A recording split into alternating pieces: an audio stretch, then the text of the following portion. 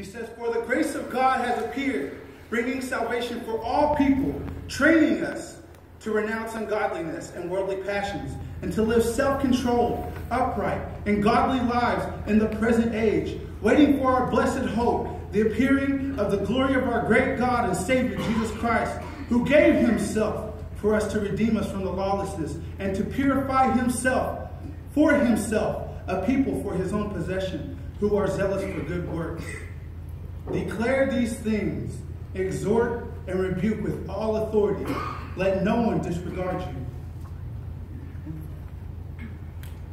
He's telling them to face the opposition and be willing to show the people how to do ministry. So I instruct you in the same way. Go and teach people how to do ministry. They need to know the Jesus that you're preaching. Right.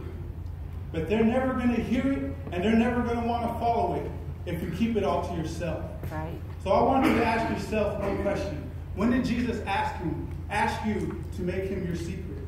Right. You know, there's a great story in Deuteronomy chapter 1. And this was right after Moses took the Israelites out of Egypt.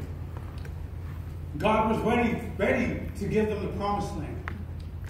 And as you know, he sent a group of spies to go and scope out the land. And he sent people back. And the majority of this group came back and said, "They're giants. They're bigger than us. They'll squash us like bugs." Except for two of them. Joshua was one of them. They focused on how big God was, while the other people rather focused on how big the problem was. So I ask you, which group do you belong to? Do you belong to the group that believes that God is greater, that God can overcome any obstacle, any opposition? Or do you believe that God isn't strong enough to take care of the opposition? Do you feel like the problem is bigger than God? Thank you. Amen.